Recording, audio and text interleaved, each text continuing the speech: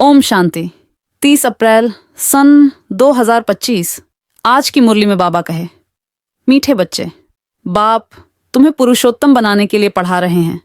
तुम अभी कनिष्ठ से उत्तम पुरुष बनते हो। सबसे उत्तम हैं देवताएं। आज का प्रश्न है, यहां तुम बच्चे कौन सी मेहनत करते हो जो सतयुग में नहीं होगी? उत्तर में बाबा कहे, यहां देह सहित देह के सब संबंधों को भूल आत्म अभिमानी हो। शरीर छोड़ने में बहुत मेहनत करनी पड़ती है। सतयुग में बिना मेहनत बैठे बैठे शरीर छोड़ देंगे। अभी यही मेहनत व अभ्यास करते हो कि हम आत्मा हैं, हमें इस पुरानी दुनिया पुराने शरीर को छोड़ना है, नया लेना है। सतयुग में इस अभ्यास की जरूरत नहीं। गीत। दूर देश का रहने वाला। ओम शांति। मीठे मीठे रूहानी बच्चे जानते हैं कि फिर से यानी कल्प कल्प के बाद इसको कहा जाता है, फिर से दूर देश का रहने वाला आए हैं देश पर आए। ये सिर्फ उस एक के लिए ही गायन है। उनको ही सब याद करते हैं। वह है विचित्र। उनका कोई चित्र नहीं। ब्रह्मा विष्णु शंकर को देवता कहा जाता है। शिव भगवानुवाच कहा जाता है। वह रहते हैं परम धाम में। उनको सुख धाम में कभी बुलाते नहीं, दुख धाम में ही बुलाते हैं। वह आते भी हैं संगम युग पर। ये तो बच्चे जानते हैं, सतयुग में सारे विश्व पर तुम पुरुषोत्तम रहते हो। मध्यम कनिष्ठ वहां नहीं होते। उत्तम ते उत्तम पुरुष ये श्री लक्ष्मी नारायण है ना। इन्हों को ऐसा बनाने वाला श्री श्री शिव बाबा कहेंगे। श्री श्री उस शिव बाबा को ही कहा जाता है। आजकल तो सन्यासी आदि भी अपने को श्री श्री कह देते हैं। तो बाप ही आकर इस सृष्टि को पुरुषोत्तम बनाते हैं। सतयुग में सारे सृष्टि में उत्तम ते उत्तम पुरुष रहते हैं। उत्तम ते उत्तम और कनिष्ठ से कनिष्ठ का फर्क इस समय तुम समझते हो।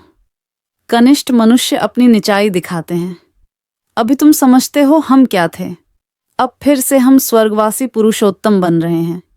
यह है ही संगम युग। तुमको खातिरी है कि यह पुरानी दुनिया नई बननी है। पुरानी 100 नई, नई 100 पुरानी जरूर बनती है। नई को सतयुग, पुरानी को कलयुग कहा जाता है। बाप है ही सच्चा सोना, सच कहने वाला। उनको ट्रूथ कहते हैं, सब कुछ सत्य बताते हैं। ये जो कहते हैं ईश्वर सर्वव्यापी है, ये झूठ है।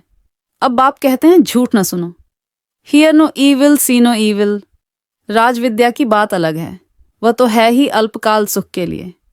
दूसरा जन्म लिया फिर नए सिर पढ़ना पड़े, वह है अल्पकाल का सुख। यह है 21 जन्म, 21 पीढ़ी के लिए। पीढ़ी बुढ़ापे को कहा जाता है। वहां कभी अकाले मृत्यु नहीं होता। यहां तो देखो कैसे अकाले मृत्यु होती रहती है। ज्ञान में भी मर जाते हैं। तुम अभी काल पर जीत पहन रहे हो।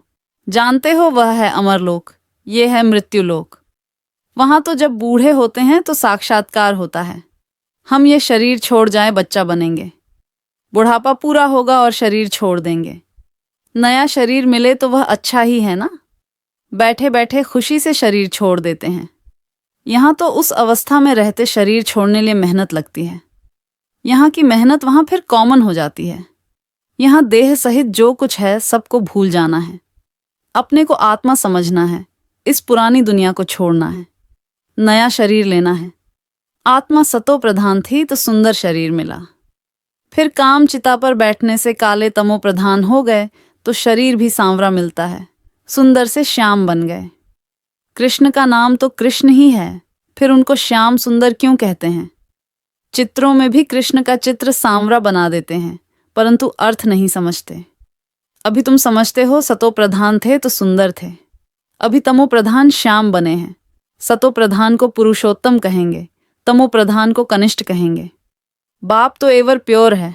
वह आते ही हैं हसीन बनाने। मुसाफिर है ना, कल्प कल्प आते हैं। नहीं तो पुरानी दुनिया को नया कौन बनाएंगे? ये तो पतित छी छी दुनिया है। इन बातों को दुनिया में कोई नहीं जानते। अब तुम जानते हो बाप हमको पुरुषोत्तम बनाने लिए पढ़ा रहे हैं। फिर से देवता बनने लिए हम 100 ब्राह्मण बने हैं। तुम हो संगमयुगी ब्राह्मण। दुनिया ये नहीं जानती कि अब संगमयुग है। शास्त्रों में लाखों वर्ष कल्प की आयु लिख दी है तो समझते हैं कलयुग तो अभी बच्चा है। अभी तुम दिल में समझते हो हम यहाँ आए हैं उत्तम ते उत्तम, कलयुगी पतित से सतयुगी पावन, मनुष्य से देवता बनने लिए। ग्रंथ में भी महिमा है, मूत पलीती कपड़ धोए। परंतु ग्रंथ पढ़ने वाले भी अर्थ नहीं समझते। इस समय तो बाप आकर सारी दुनिया के मनुष्य मात्र को साफ करते हैं। तुम उस बाप के सामने बैठे हो। बाप ही बच्चों को समझाते हैं। यह रचता और रचना की नॉलेज और कोई जानते ही नहीं। बाप ही ज्ञान का सागर है। वह सत है, चैतन्य है, अमर है, पुनर्जन्म रहित है, शांति का सागर, सुख का सागर, पवित्रता का सागर है। उनको ही बुलाते हैं कि आकर यह वर्षा दो। तुमको अभी बाप 21 जन्मों के लिए वर्षा दे रहे हैं।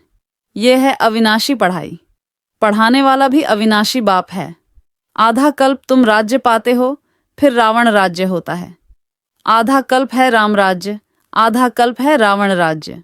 प्राणों से प्यारा एक बाप ही है, क्योंकि वही तुम बच्चों को सब दुखों से छुड़ाए अपार सुख में ले जाते हैं। तुम निश्चय से कहते हो वह हमारा प्राणों से प्यारा पारलौकिक बाप है। प्राण आत्मा को कहा जाता है। सब मनुष्य मात्र उनको याद करते हैं, क्योंकि आधा कल्प के लिए दुख से छुड़ाए शांति और सुख देने वाला बाप ही है। तो प्राणों से प्यारा हुआ ना। तुम जानते हो सतयुग में हम सदा सुखी रहते हैं, बाकी सब शांति धाम में चले जाएंगे। फिर रावण राज्य में दुख शुरू होता है। दुख और सुख का खेल है।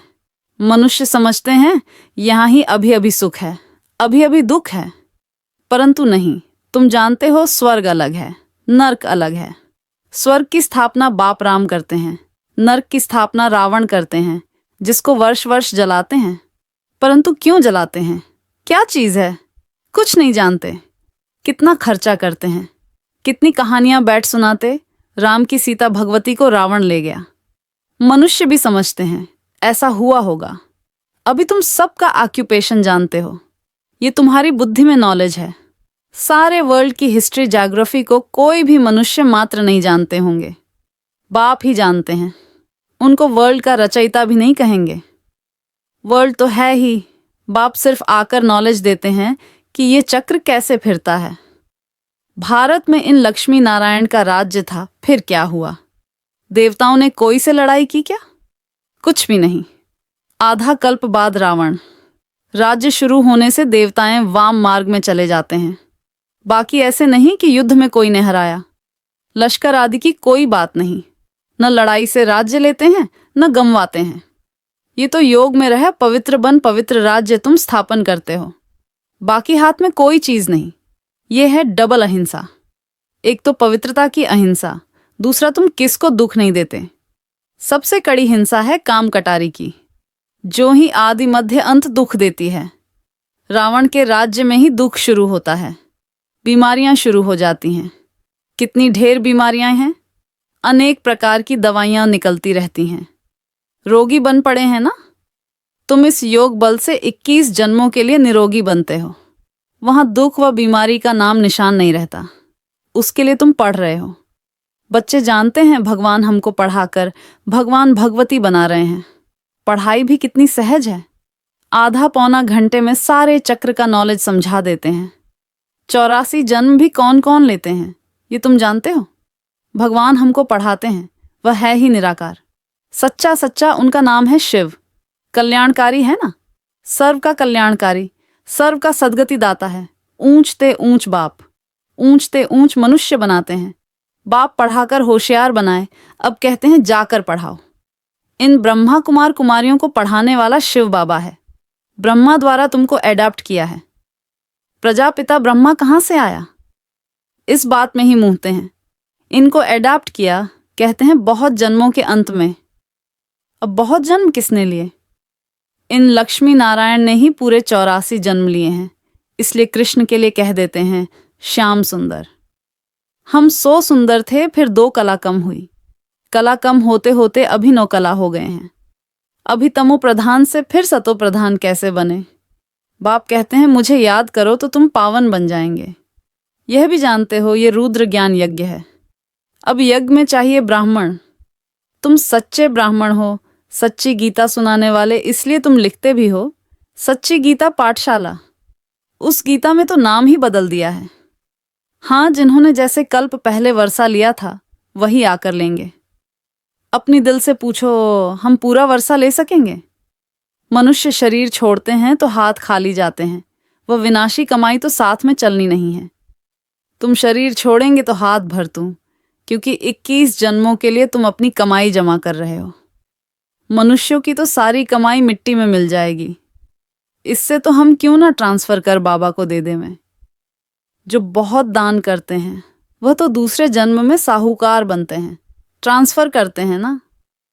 अभी तुम 21 जन्मों के लिए नई दुनिया में ट्रांसफर करते हो।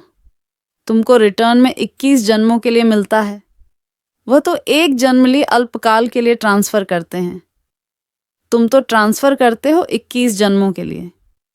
बाप तो है ही दाता। ये ड्रामा में नूंद है। जो जितना करते हैं वो पाते हैं। वह इनडायरेक्ट दान पुण्य करते हैं तो अल्पकाल के लिए रिटर्न मिलता है। यह है डायरेक्ट। अभी सब कुछ नई दुनिया में ट्रांसफर करना है।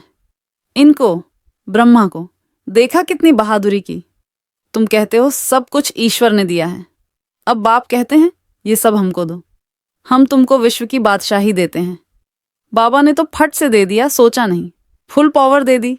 हमको विश्व की बादशाही मिलती है, वह नशा चढ़ गया। बच्चों आदि का कुछ भी ख्याल नहीं किया। देने वाला ईश्वर है तो फिर किसी का रिस्पॉन्सिबल थोड़े ही रहे। 21 जन्म के लिए ट्रांसफर कैसे करना होता है, इस बाप को, ब्रह्मा बाबा को देखो। फॉलो फादर, प्रजापिता ब्रह्मा ने किया ना। ईश्वर तो दाता है, उसने इनसे कराया। तुम भी जानते हो हम आए हैं बाप से बादशाही लेने। दिन प्रतिदिन टाइम थोड़ा होता जाता है। आफतें ऐसी आएंगी बात मत पूछो। व्यापारियों का सांस तो मुट्ठी में रहता है। कोई जमघट ना आ जाए। सिपाही का मुंह देख मनुष्य बेहोश हो जाते हैं। आगे चल बहुत तंग करेंगे। सोना आदि कुछ भी रखने नहीं देंगे। बाकी तुम्हारे पास क्या रहेगा? पैसे ही नहीं रहेंगे जो कुछ खरीद कर सको। नोट आदि भी चल न सकें। राज्य बदल जाता है। पिछाड़ी में बहुत दुखी हो मरते हैं। बहुत दुख के बाद फिर सुख होगा। ये है खूने नाहक खेल। नेचुरल कैलेमिटीज भी होंगी। इससे पहले बाप से पूरा वर्षा तो लेना चाहिए। भल घूमो फिरो, सिर्फ बाप को याद करते रहो तो पावन बन जाएंगे। बाकी आफतें बहुत आएंगी। बहुत हाय हाय करते रहेंगे। तुम बच्चों को अब भी ऐसी प्रैक्टिस करनी है जो अंत में एक शिव बाबा ही याद रहे। उसकी याद में ही रहकर शरीर छोड़ें और कोई मित्र संबंधी आदि याद ना आए। ये प्रैक्टिस करनी है। बाप को ही याद करना है और नारायण बनना है। ये प्रैक्टिस बहुत करनी पड़े, नहीं तो बहुत पछताना पड़ेगा। और कोई की याद आई तो नापास हुआ। जो पास होते हैं वही विजयमाला में पिरोए जाएंगे। अपने से पूछना चाहिए बाप को कितना याद करते हैं। कुछ भी हाथ में होगा तो वह अंतकाल याद आएगा। हाथ में नहीं होगा तो याद भी नहीं आएगा। बाप कहते हैं हमारे पास तो कुछ भी नहीं है। ये हमारी चीज नहीं है। उस नॉलेज के बदले ये लो तो 21 जन्म के लिए वर्षा मिल जाएगा। नहीं तो स्वर्ग की बादशाही घंवा देंगे। तुम यहां आते ही हो बाप से वर्षा लेने। पावन तो जरूर बनना पड़े, नहीं तो सजा खाकर हिसाब किताब चुकतू कर जाएंगे। पद कुछ नहीं मिलेगा। श्रीमत पर चलेंगे तो कृष्ण को गोद में लेंगे। कहते हैं ना, कृष्ण जैसा पति मिले व बच्चा मिले। कोई तो अच्छी रीति समझते हैं, कोई तो फिर उल्टा सुल्टा बोल देते हैं। अच्छा, मीठे मीठे सिकी लधे बच्चों प्रति मात पिता बाप दादा का याद प्यार और गुड मॉर्निंग। रूहानी बाप की रूहानी बच्चों को नमस्ते।